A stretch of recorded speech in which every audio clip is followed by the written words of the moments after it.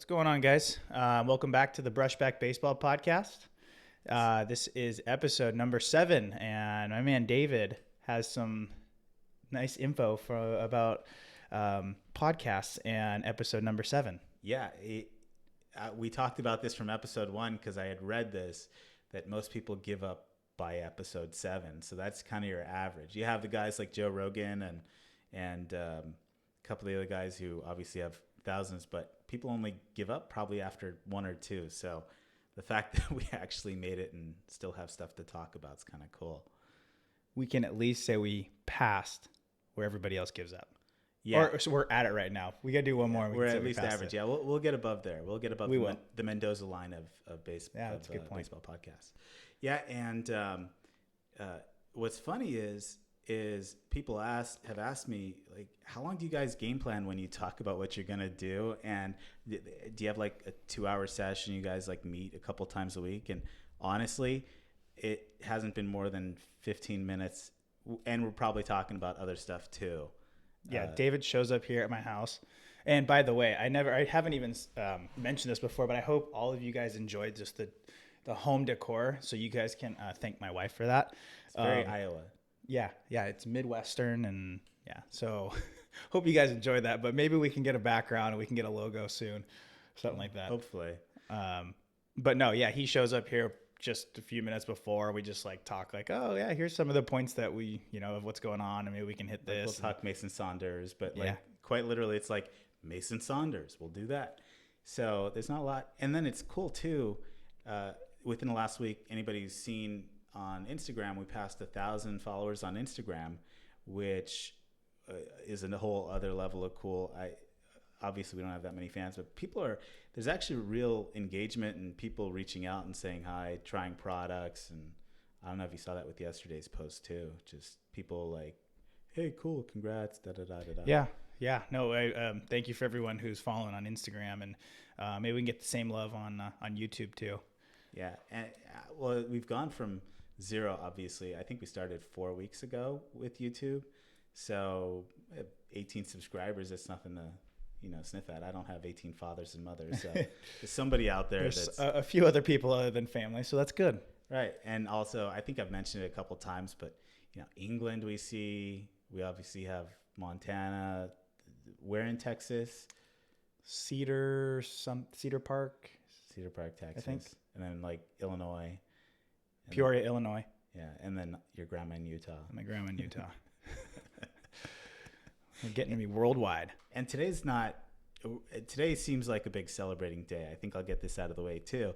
We're at episode 7, got 1,000 followers, and it's your 30th birthday. Yeah, 30th birthday. I got the big 3-0. Woke up really sore this morning.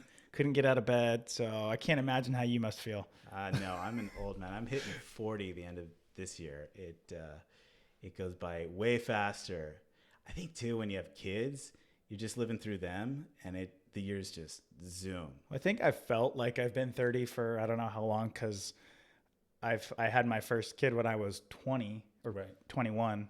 So yeah, I feel like I've aged faster. I couldn't imagine, because I was 31 when I had Evan, and I remember being in the hospital, and I spent my entire 20s. I got married in Vegas. I had I don't know, like 100 trips to Vegas, plenty of trips to Cabo, traveled all over Europe, and I had that little kid in my arm at 31 going, holy, like, now it gets real. So I don't know. Yeah, you got to grow up pretty quick. Yeah. So for your 30th, I got you a present, and I thought it'd be a great idea to open this on the air.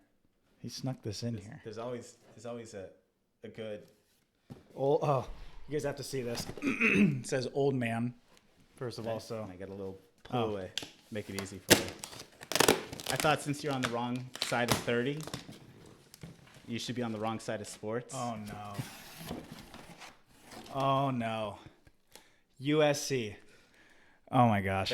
Anybody not watching? There's a couple of USC items in here. Oh yeah, for all you guys. He got me a USC collared shirt, and so what he got me is some burning material. So I got a little fire pit in my backyard out right behind you guys. out in the backyard. So yeah, we got some firewood. Well, Thank you, David. No problem. Actually, my uncle, who's probably listening, he's an SC fan, and he and I were going back and forth just earlier in the week. So he's probably screaming in excitement right now. And I think you guys really enjoyed the picture. It's coming up.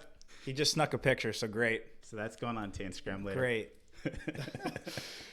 He's funny. I still got to get him back for that first episode where he was messing with me. So I'll think of something, but I'm not as quick, but I'll get you good.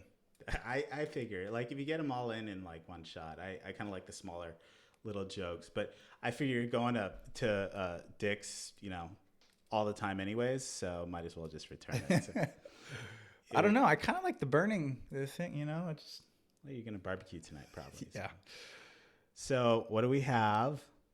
All right. Well, first, some of the notes that we jot down, just from, obviously, guys, spring training started. Last week we were talking about it. So, I don't think we're going to be, you can only dive and dissect so much of what's going on in spring training with guys doing stuff, It's just, guys are working on different things. But so some of the things that popped out was, we got Luis Severino with the Yankees.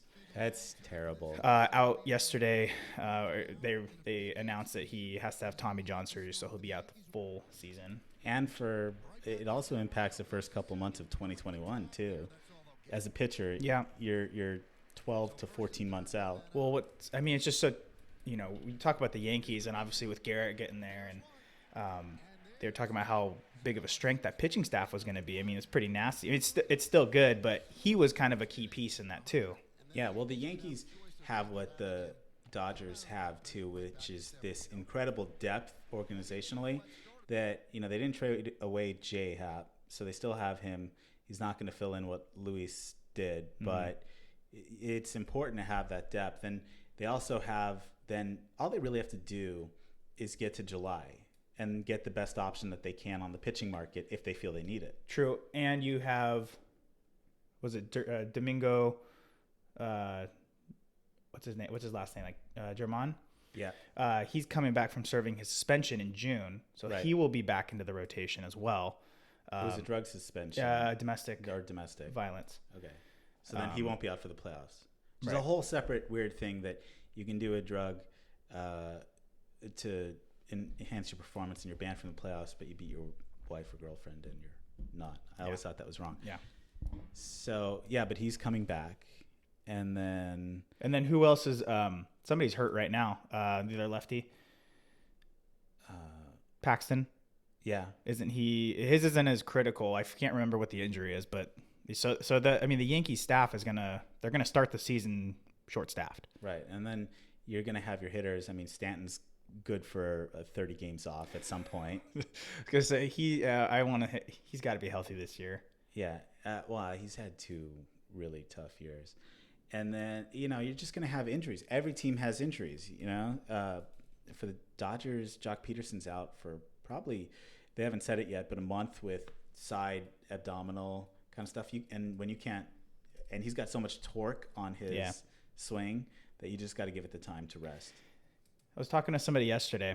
I won't be able to quote who the person is, but going back to the Yankees, apparently they hired some sports therapist guru or something in order to help them stay healthy. I don't know. Did you hear about that?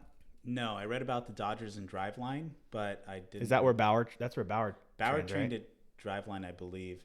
And then the Dodgers signed some type of exclusive or brought some of the guys from Driveline down. There was a big story yesterday about how Alex Wood, Kenley, and Kershaw went. And in Kenley's specific example, his body had lost 12% efficiency on his cutter versus 2016, and so they were working on stuff over there. Really? But there's big changes, but people are still going to always get injured. Yeah, I think with today more so because guys throw so hard. Everybody, pitchers in particular, everybody throws so hard that they're just more injury prone. They're wearing their arms out. Well, I was talking to in Little League, Matt. Oh my gosh, Najera. Oh yeah, yeah. And where did he pitch again? It's one of the dads that we coached with. We played with. His son played with our son, but his name is Matt Najera. He pitched at USC. So maybe you should give that to him. Yeah. There we go. When's his birthday? But he had a good thing when I was talking to him last year, which was that pitchers don't cool down as much as they did. So he ran a full game, and then he'd actually cool down with 30 pitches on long toss after the game. And really, he felt that helped him recover rather than just going cold stop from all those tosses. Yeah. I do remember. Well, I just remember like the post game running from whenever. I remember like even in spring training, and guys would be getting their cardio in afterwards. But I never saw guys throw after. Yeah, he said he did long toss, and that always helped him and helped the guys at USC, I guess. Huh. That was part of their program. I think that was he was there before, or maybe not, or when Tom House was there. Yeah. Tom House was the pitching coach, so I don't know. So going back to it. Depth is critical, and you're already seeing who else. You said Justin Verlander. Justin Verlander was scratched today from his start with what was it, hip or groin discomfort. So I don't know. You probably read into it too much. He's probably fine. He just probably felt a little off, and so he's not going to push it. Probably he knows his body. He's a little bit aggressive with Kate Upton, I guess. You hate to see it with the Astros. I actually think that they're actually 1 or 2 injuries away from not being a playoff team. They're a great team. They don't have the depth. They traded their depth. So everything's concentrated at the top. They don't have Garrett Cole. Cole went to the Yankees. If Justin is down or Greinke suffers, if Greinke or Verlander suffer even performance decline that's recognizable and become average pitchers, at some point Father Time catches up. Well, I was going to say, how old is Greinke now? Isn't he like 35, 36? Yeah, that's what I thought. I mean, and he obviously had a really good season last year, but not his 2016 Greinke. Yeah. And all they need is for that, and let's say Bregman to be out for 40 games, and all of a sudden you've got holes that you can't fill. Yeah. So here's the only thing I'm going to bring up with the Astros and the scandal. They're opening up against the Angels here in Anaheim. Are you buying tickets to go? No. And boo them? Pantone 294. I don't know if you know who they are, but they're a big Dodger organization, fan organization, and they literally have thousands of people show up when they go to New York or Boston, and I think they bought 2,000 tickets for the Angels Houston thing. So Pantone 294 will be out there. They're gonna be. Is that the Dodger blue Pantone color? Yeah. Okay. Yeah. So they're. It's SoCal, so I don't think they'll get kicked out. Maybe they'll get a little bit rowdy, but I want to see and hear Pantone 294 just go full bonkers. I'm sure they'll probably pan to them on TV. Yep. The whole section of Dodger blue. Yep. They're gonna be loud. And did you see at the Houston ballpark, spring training ballpark, that the aisle attendants were taking down like Astros cheater signs from fans? No way. Yeah, so I guess in 2020 the Astros are already stealing signs again. Nothing's changed. No, I didn't see that. That's funny. Yeah, like Astro or asterisk cheater signs, and they just kind of ripped it down. So again, Astros, I think they're so top heavy. They're such a great talented team up top, but if they suffer 2 injuries and 1 or 2 performance declines, it's going to be a fight, against the A's. Here comes the Angels. No. I can't remember who it was, but it's somebody that I was watching, I think on MLB Network, was calling that the Angels are going to be a playoff team this year. If they had gotten Stripling, I think Stripling more than Peterson, and maybe another pitcher, I'd agree. But they're still 4 pitchers shy. Give me who they have. No, you're right. You're right. I'm not. I can't argue and say that their pitching staff is capable of being a playoff team right now. And even at best, if they're a playoff team, they're the second wild card team, so they get 1 game on the road. Hey, but anything can happen in those one game. The Nationals were. Anything can happen. Yep. So here we go. Angels 2020 playoffs. Here we go. I mean, I want to see it for Trout. Yeah. But. Well, and he had this. Rendon looked really good in his opening spring training game. Two line drives, 2 RBI singles, and 4 scoreless innings pitched. Was it from Bundy? Yeah. No, I meant from Rendon because that's what they'll really. Oh yeah, yeah. He'll also have to double up on the mound too. The Dodgers were so efficient last year that I think Russell Martin had 5 scoreless innings as relief pitcher. Hey, he's filthy. I think he's got like 30 career innings and like 1 run, if that he's given up. He's a beast. Yeah, he's awesome. Garrett loved, I think, pitching to him when he was in Pittsburgh. Mm-hmm. Yeah. Yeah, he seems like a cool dude. Well, I don't know if you know his whole backstory. It's like one of the cooler backstories that we've ever had. Not totally. Grew up in Montreal. Mm-hmm. His dad they were basically homeless. Like if you saw Pursuit of Happiness with Will Smith. Basically kind of the same thing. And his dad was just a jazz musician. And so they brought his dad out when he got called up to Dodger Stadium to do Star Spangled Banner and stuff. Oh, wow. So I didn't know that. That's really cool. Yeah, so he comes from really humble beginnings and always looks like a cool guy. And if you look at his stats, really weird. For a catcher, borderline Hall of Fame career. Those defensive. I haven't dove into his stats at all. I think it's like a career WAR of like 48, 50-ish. I'll put it up on the screen on YouTube. For a catcher is really good. So there's like 4 guys I think right now. Well, Molina. They put out, I don't know how long ago it was. I just watched the documentary on the Molina brothers and like where they grew up in Puerto Rico and their dad and how they're still active in the community. But it was kind of cool because I mean, I obviously watched growing up Benji and Jose Molina. Yeah. And then obviously I saw Yachty, firsthand with the Cardinals, but when you think of just those 3 brothers and all the World Series I think they have 6 between the 3 of them, and just the catching family. It's so cool. Yeah, it's kind of, you think about it, it's kind of, when you have a catching family like that, it's kind of like circus brothers that kind of do the high wire fly kind of stuff. Yeah. And I was on after 2002 World Series, it was like some Angels cruise celebrating the World Series. I was on that cruise and both brothers were on there. Really? Yeah. I think Madden was on there too and Sosha, but they were for the most part doing their own thing, but I know the brothers were on there and they were cool to most of the other passengers. That's cool. Yeah. I remember when I was a kid, I traveled up to my grandma for my birthday, brought me, or not my birthday, but just for a trip, brought me up to Safeco to watch, and we stayed in the same hotel as the Angels when they were playing the Mariners that whole weekend. So I'd wait out by the bus, and I remember Benjamin Molina, like I didn't bring anything for him to sign, so I had like a blank piece of paper, and like I asked him to sign it, and he's like, we're not really supposed to sign anything blank, but he did it anyways, and he was cool. Here's his check. Yeah, I know. That was my motive when I was 12. Yeah.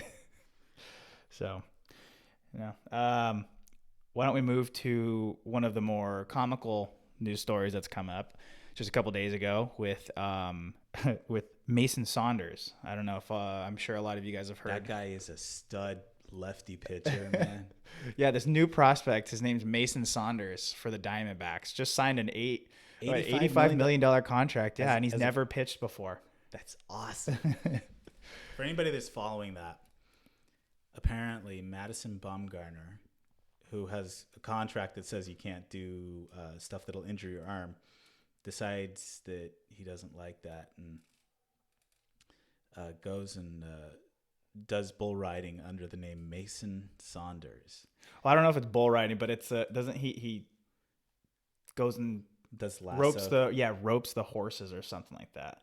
Something like that. But I thought it was kind of he could still get hurt. I thought it was cool that a horse's ass could be riding a bull, but they oh my god, that if I was making that much money, I would not do anything.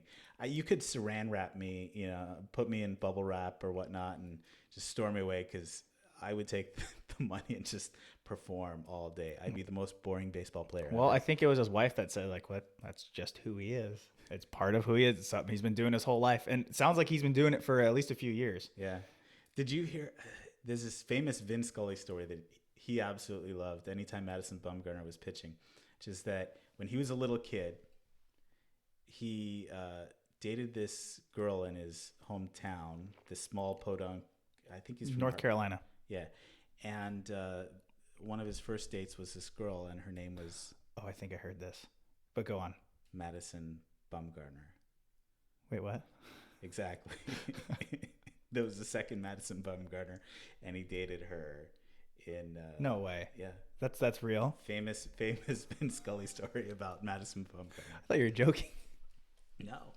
And so the fact that he would change his name to Mason Saunders was kind of disappointing to me because it flew in the face of that great story. Yeah. That's funny.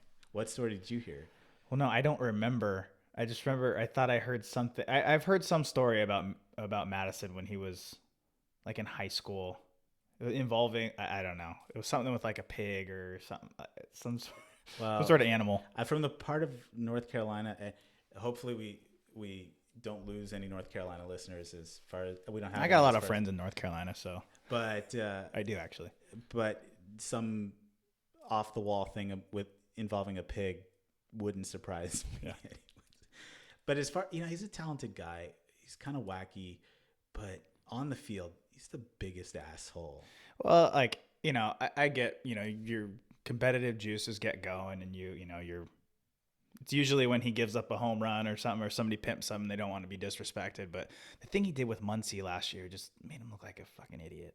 Yeah, and I loved Muncy's retort to that. Go get it out of the ocean. Although he had time to think about it as he was, because he said that as he was running third. But no, like at that point, I'm all for a pitcher getting all, But he had like 3 brawls with Puig. With Puig, yeah. He just didn't like him showing off at all. Yeah.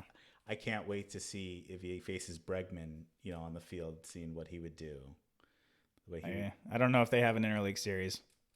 I don't know, but here's the thing: pitchers have this thing about hitters being very subdued about when they hit some game-tying home run and doing it in just the most calm manner. There's nothing wrong with a hitter celebrating, pimping, doing a bat flip. Even a great bat flip that goes I think when the situation calls for it, it's fine. I mean, and that's like the actual, the baseball code is like, you hit something in a big time situation. But I've seen people argue the why shouldn't a guy celebrate when he does something good? Yeah. The thing about baseball too, especially with today's media age, is you got to get people excited about it and people celebrating. Yeah, I understand if you're down by 8 runs and you hit one. But I've never seen a guy when they're down by 8 runs pimp a home run like, Puig would or like Muncy did. It's when it's a game-tying home run usually. I think that's all fine. But I also like to, in the same sense, like when you see a guy like Trout or something, you kind of just act normal, like, oh yeah, I've been there before. This is just what I do. I mean, I get that, and yeah, but that's like I'm the guy, like. I don't know. I just have a problem with Bumgarner doing that. I never pimped any home runs. The most thing I ever did was like, I hit one and I knew it was, absolutely gone. And the most I did was like, I looked immediately down and started just doing like, almost like I just didn't watch it the whole way. And I just did like this super, like a slow jog around, but it wasn't like that slow. I just didn't even look. I immediately hit it and looked down to the ground and started running. When you had your famous home run with UCLA, what do you remember at that moment doing? And when you had to watch the video, like, what were you doing when you were? I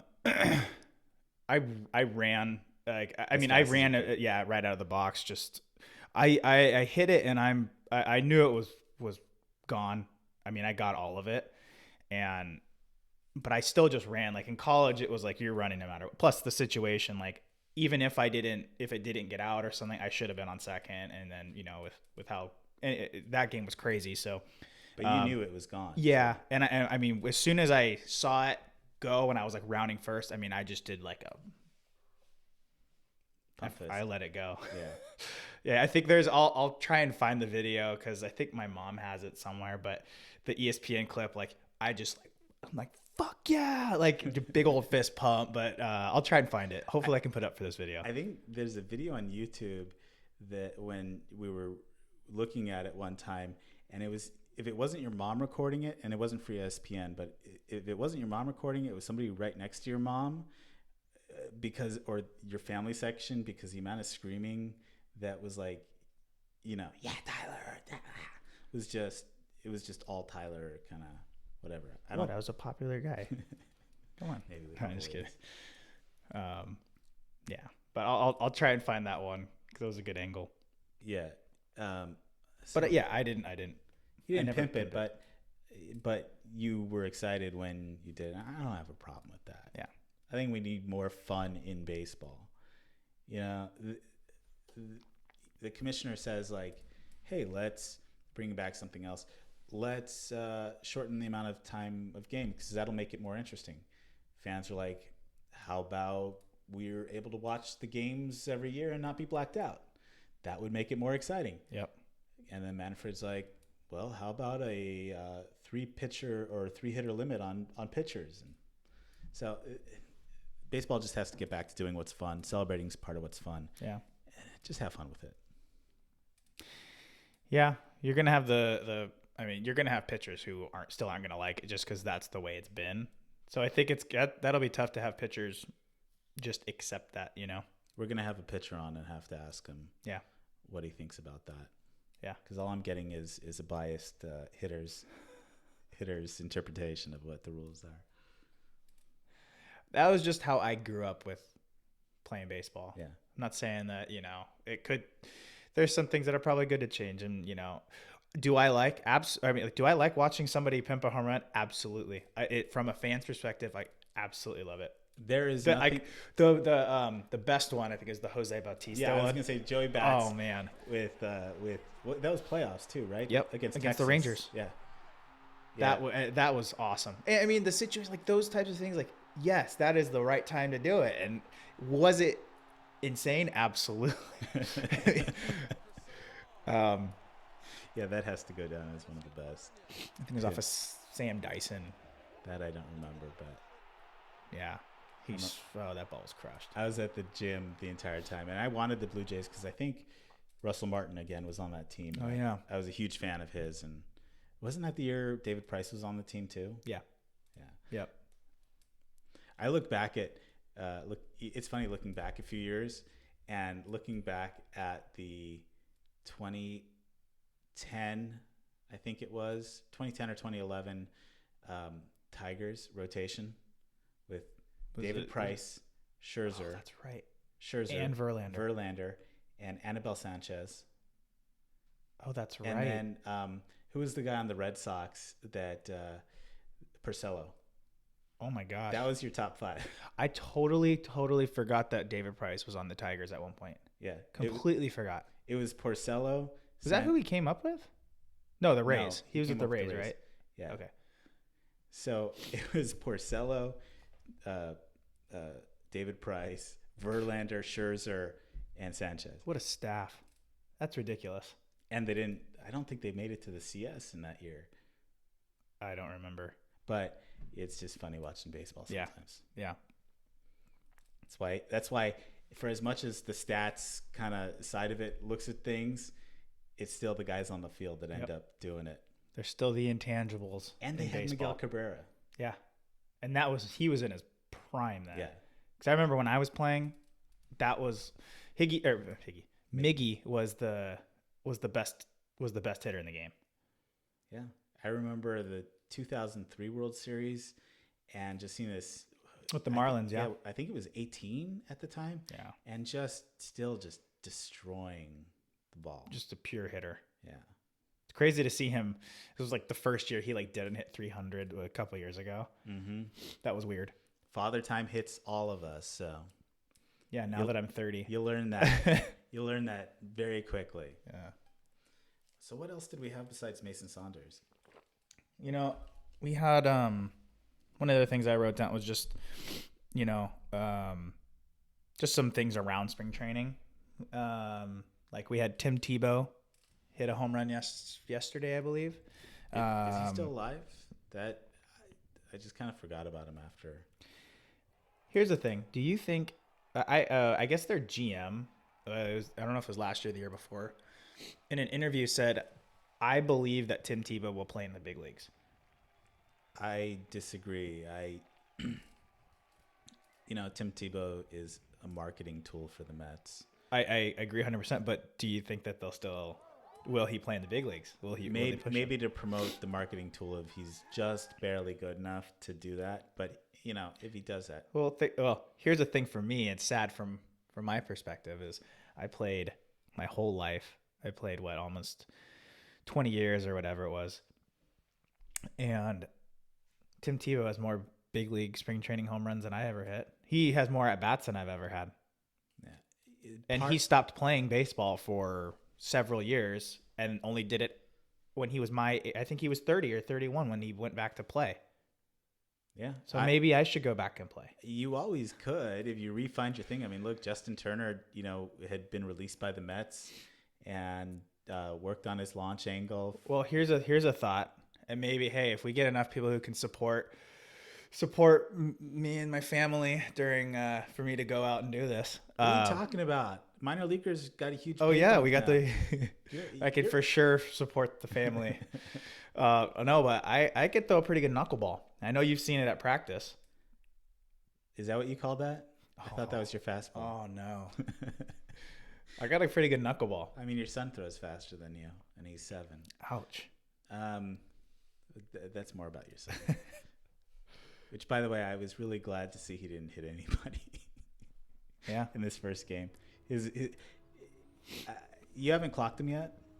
No, but funny story is, my stepdad is trying to convince my mom to buy a radar gun, like a Jugs radar gun. You know what? But they're like $1,200. My dad has a few. Is it a radar gun? Yeah, he used to be in the accident reconstruction business, so he would go out on job sites and see what speed cars were going to. No way. Yeah, he's got a few. Okay. I'll have him dig one up. Like, is it a Jugs? It's a high-tech car one. There's a few that he's had. All right. I mean, they probably have to get recalibrated a little bit, but it'll give you a pretty decent idea about what he'd have. Okay. Yeah, That's funny. No, it was funny because my stepdad's like, oh, I think for your birthday maybe you should just ask for a radar gun. Like, I looked it up. I'm like, I wonder how much those things are. I look up and like the good Jugs one was like $1,100 or $1,200. Yeah. And I'm like, Yeah, no, he's got to have one that's got a pretty good idea, and I'm just more amazed at the accuracy of him at this point. It's just coming to him, and he's left-handed too. Yeah, I'm not gonna be that dad, but he's pretty good. Yeah, he's pretty good. I think there's our league is pretty competitive. I think my son is on the lower end of that totem pole, honestly, in the league. But if you put him in some of the lesser leagues, I think he'd be more middle of the pack kind of player on some of the stuff. We'll say Evan has made huge improvements even since the fall. Yeah, I know we talked about that. I still try, and this is probably the biggest thing to take away with parents too, is I'm just trying now to incorporate it. He's got to incorporate the lower half of his body. That's the biggest thing that I don't think parents hype enough. They're just like, lift your elbows, try and swing through. And it's about incorporating the bottom half, whether you're pitching or hitting. People just don't do it enough. Yeah. It's so hard to get kids to like really get I don't know. I'm having a tough time. I mean, I'm still doing what I can, but it's hard to get across like just the fundamental parts to kids who are 8 and under. But yeah, no question. Lower half is where you generate all your power. Lower half and your core. Yeah, and my kid's also a little bit scrawny. He's like, which he didn't get from me. He's like 40 pounds, so or I don't know, like he's under 50, and at 8 basically, and he's just got to add some muscle. Yeah, Carter's 64 pounds at 7 years old. Yeah, Evan turns 8 next month, and there's no. I think he got weighed just a month or two ago at like 48. Yeah, he'll grow. Yeah, he'll grow. He's got more of a swimmer's body. So, where were we though? We went off onto this tangent of our kids. No, I mean, we were just kind of maybe you want to talk about Mookie Betts, what he said to the Dodgers team, and maybe I'll talk about Mookie Betts, but I had one other story I wanted to cover that was Dodger related, which was we said that we heard this, but back to the Astros, Game 5 with Kershaw. I think it was Tim Kirkjian. I always mix all these guys up, but I think it was Tim Kirkjian this time that had if it isn't, it's the guy I keep mixing them up with. Had this analysis of Game 5 of the 2017 World Series, and Kershaw threw 51 sliders and curveballs and generated 0 swings and misses. And somebody did, based on the quality of his pitches, and it ran an analysis, and it was like there was a 1 in 131,000 chance that would happen. That would happen. Put Kershaw in 55 of his breaking balls, and there was 0 swings and misses. I mean, that's crazy. Yeah, even if he's not the Kershaw of 2014, he was still. I might be able to get some swing and misses right now on my curveball. Yeah, it's just so ridiculous. Yeah, but stuff like that when it really jumps out at you, Yeah, that was actual cheating. Mm-hmm. But what did Mookie Betts do? Mookie Betts went into the Dodger clubhouse, not really knowing the guys, but he basically said, "Guys, listen, you guys have not won a World Series because you haven't committed everything, and other teams can see it. You're great because you're willing to go 98% there, but you're failures because you're not willing to do that last 1 or 2%. Put that last blood, sweat, tear to get you there." And I think people, especially with the failures, Kenley and Turner responded to it too, just said, for a guy to come in, A, it took a lot of guts, and you know what, B, he's absolutely right. Yeah. It seemed pretty well received by all the players. I know Kike Hernandez said he loved it. I think most of the Dodger players really liked it. Yeah, and I think it's a people have kind of hearkened it back to what Kirk Gibson did in '88. He came in from the Tigers, mm-hmm.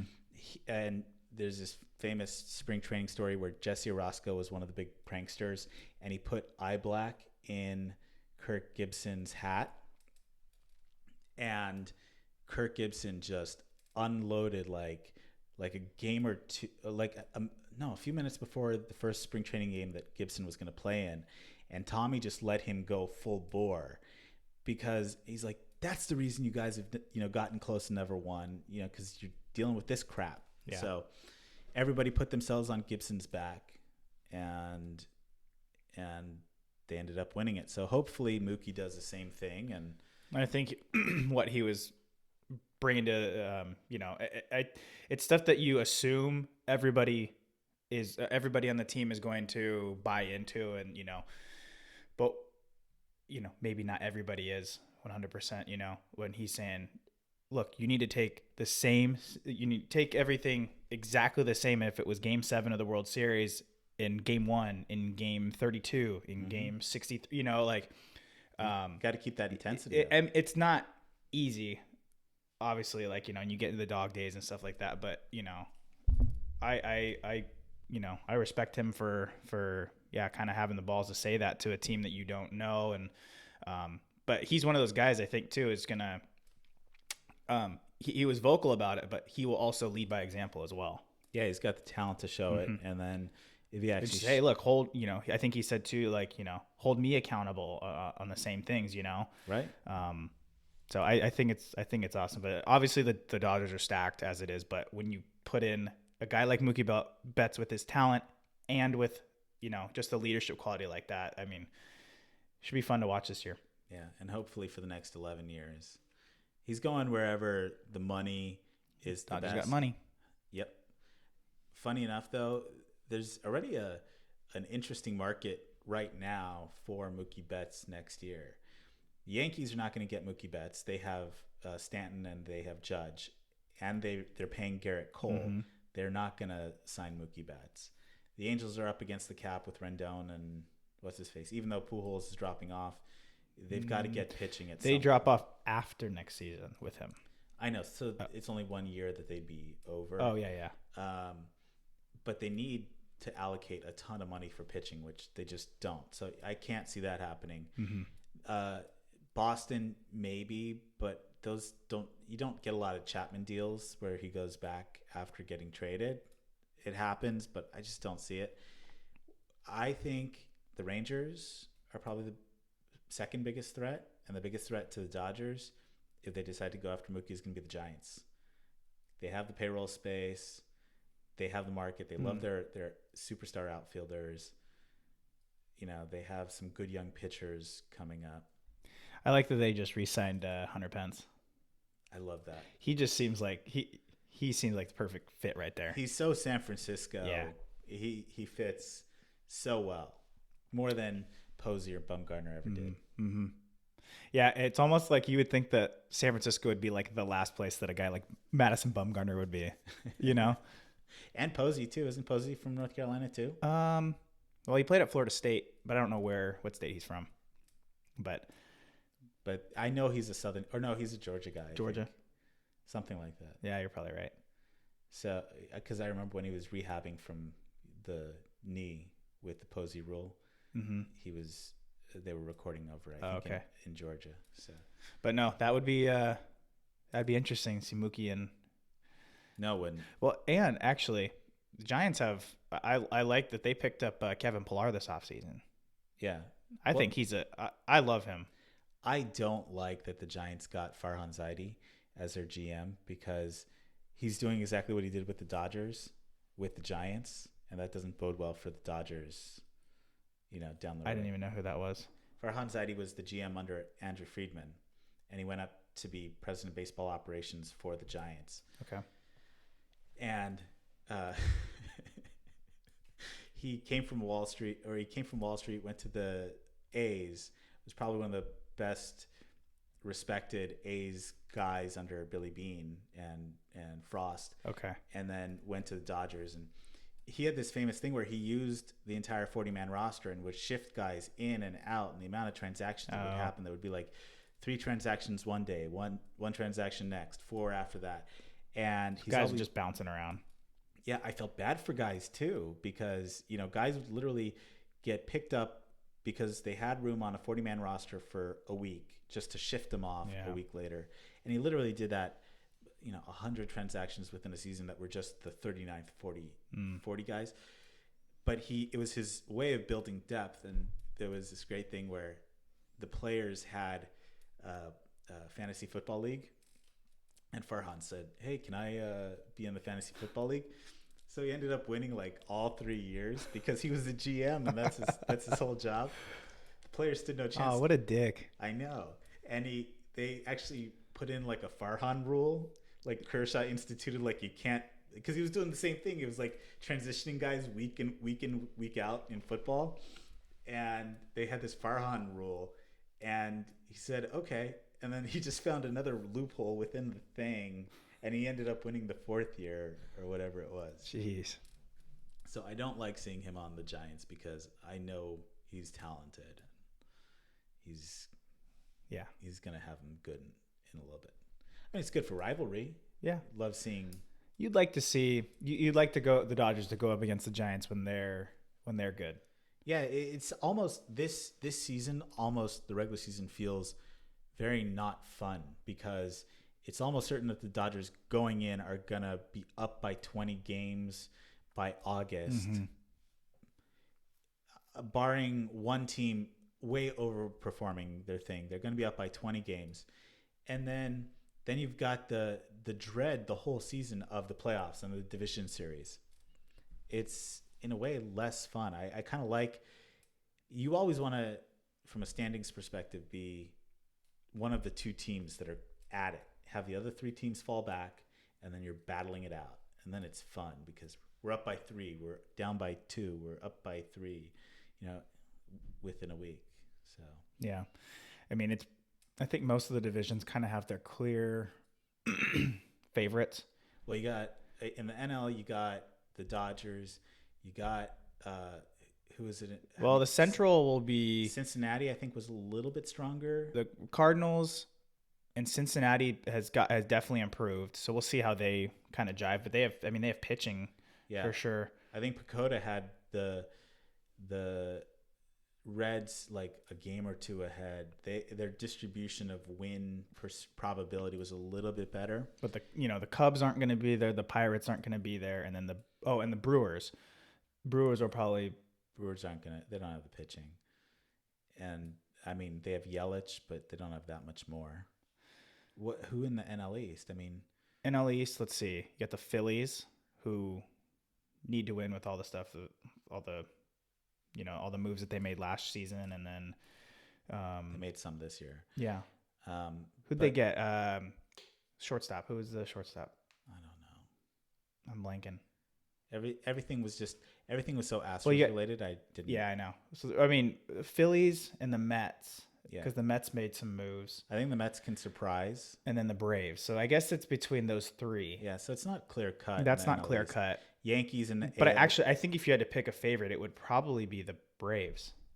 Yeah. Yeah, maybe. Well, they lost Donaldson to the Twins. Oh, that's right. Yeah. So that's, 4 or 5 wins that they kind of have to make up. I think it's going to be a lot that one's closer. Up for grabs. If Edwin Diaz comes back for the Mets and Syndergaard has a decent season, I think that the Mets probably take the NL East. The AL is much easier. The AL is just the Yankees, Astros, and Twins with the White Sox up and coming with some of the moves that they made. They're probably a wild card team. Yeah. So the AL is just one AL wild card team that's not known. Do you have a wild card pick that would? I mean, not a maybe. I know I haven't given him any time to think about this, but if you had to pick one team that isn't suspected to be good to win from both leagues, I would probably put. I really don't want to face the Nationals if the Mets are in the wild card again. Like if the Mets win the East and the Dodgers face the winner of the Nationals or whatever. That's a good one. Yeah, because you think about it, and they still have Scherzer and Strasburg and Corbin. Yeah, you obviously see what they did. I mean, Mookie can only do so much, but I mean, as long as Kershaw doesn't come in the AL, I think the White Sox can surprise. I think the A's can surprise. I really like Chapman. I mean, the A's. I guess the A's technically wouldn't be a surprise just because they've been there the last 100 few seasons. Years, yeah, they're always there. Yeah, but I still think that they really had this great shot when they traded Cespedes for Lester, and that just messed up their flow so bad. But the A's can surprise or not. The White Sox, but other than that, the Red Sox still project as a borderline wild card team even without Mookie Betts. I don't know. The AL's not very fun in the same way that the Dodgers division isn't fun. Yeah. And that's not good for baseball either. Sorry, Astros are going to tank. They're going to tank because they won't be able to play with all this over their head. What was it? They played 3 games. Do you know how many hit batters they had in 3 games? The spring training game? Yeah. I just saw something before. I thought it was like they did 4. It was 6 in 3 games. Maybe this was after the second game and there was the 4. Yeah. But all of them were like, I went back and looked. Okay, Jose Altuve got hit on a breaking ball. And then the other guys, one was Aledmus Diaz, and he wasn't even with the team in 2017. And then 2 other guys that I saw were, I think, minor league guys. So it's like they were trying to make a bigger story than what it really was, Yeah, I mean, nobody really has their, they're not pumping 98 right now with their fastball. Well, Garrett was. Was he? Yeah. I think he was at 98. How do you maintain? Have you ever asked like a guy like Garrett like how they maintain that throughout the season? No, the one thing I asked him, this was back in, and this is before he became like, well, this was just before he became like elite, because when I lived with him in 2014, and then he went into that season in 2015. Or I guess he was reporting for the 2015 season, and that's where he would finish fourth in the Cy Young with the Pirates. But I think I asked him one time, like, dude, what do you something along the lines with like, what do you do, like, or how do you take care of your arm type of thing? And he just like, I just listen to my arm, like, I listen to my body, like, if I need to, there's obviously times where you're not gonna feel, your arm's not gonna feel great or something, but I just listen to it, and if it's something that I my gut tells me to like really pull back, and then maybe I need to like take a look at this and miss a start or something like this, or but I think that's I don't know what he's changed since then, because he's obviously an even more elite pitcher than what he was back then, so I don't know if there's anything different, and I think he's throwing harder than he was then too. If you ask Trevor Bauer, there's something a little bit different. Well, yeah, he's a different animal. I mean, No. Trevor Bauer said that he increased his RPMs with Coca-Cola, something else, pine tar. Yeah, some sort of concoction. I don't know. But how these guys maintain it, just the whip on the arm. Yeah, and Garrett's been, for the most part, been really healthy. He's had, and most of his stuff, he had one injury, I think, in 2016 or something that was like related to his shoulder, and it was minor. It wasn't anything. He just missed some time. And then he had like hamstring and back stuff. So it's like, nothing really related to his arm or his elbow or anything. Don't tell me. Which is why the Yankees also were pretty confident in signing him. Yeah, I know. I don't get it, because like we just went Sunday. Some of the coaches got together and had a scrimmage game, and I know that I was probably the worst on the field there. And the way I felt after one scrimmage game, I was hurting all over. I played in this, and my arm is still super sore. But granted, I hadn't thrown like that in can't even remember how long, but I was letting it eat too. Like, just kind of, you get out there and you got adrenaline going just from like moving around. And for me, muscle memory comes back, and like I can still move the way I did, and I just let it go. And I'm one of those guys too that some players are like this, and I'm for sure I'm one of them. When I threw on the infield or anywhere, I have to throw it hard, and when I throw it as hard as I can, I'm accurate. And pitchers are like this, I think, in particular, but when you have to kind of like either baby it or like just say, oh yeah, I'm gonna throw like 75%, that's when throwing errors happen and it goes all over the place. When for me, it's like, dude, when I got it, I threw it as hard as I could, because I would nail him right in the chest. But you see pitchers are like that because they're programmed to pitch and throw, they got everything. And then you get a comebacker, and then they have to throw it, they throw it away and stuff. Like, it becomes a mental thing too. But I just remember getting this picture in my head, because most people don't know I had back surgery last year, and finally I'm able to do stuff and rotate. But under physical therapy, I'm not allowed to really gun and rotate my body and my arm. And so I kind of threw it back to Matt, who was playing second base, and he gave me, and it bounced once, and Matt gave me this look like I was Smalls in the sand. I'm like, no, there's a throw it reason in why. already. Yeah, basically. No, it came in on one bounce from right field. I put myself in right field so that I wouldn't have to run all over the place and dive and fall. But then I think Dana's son, or was that Dana's son? It was lefty, so he came up and pulled the ball. Yeah. Asshole. Yeah. So anyways, I think that kind of covers it for this episode. But I think we're really going to start getting to interviews here. I think we want to get our first 7, get to the average, build up our confidence with podcasting, talking for this amount of time.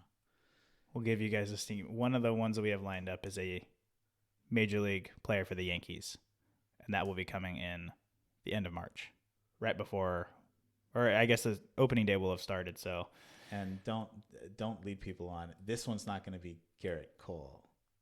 Well, maybe we can. No, it's not No, Garrett we're not Cole. gonna- Not the first one is not Garrett Cole, but no, it's another. episode It's 2. another guy on the Yankees roster. So Yeah. And then we also have an agent at some point Yep. coming up, probably a college coach. yep, We also got wife of a longtime baseball player potentially yep. that we're trying to figure out some of the remote stuff. So I think we got to our average. Now we're going to hopefully go from here. Or smash it. Yep. Yeah, but that's all we have for today. Unless you have anything else. I don't. No. Have fun, guys. Yeah, thanks for listening. And YouTube, please give us a like and a subscribe. Thank you. That would be great. All right, Bye. thanks, guys.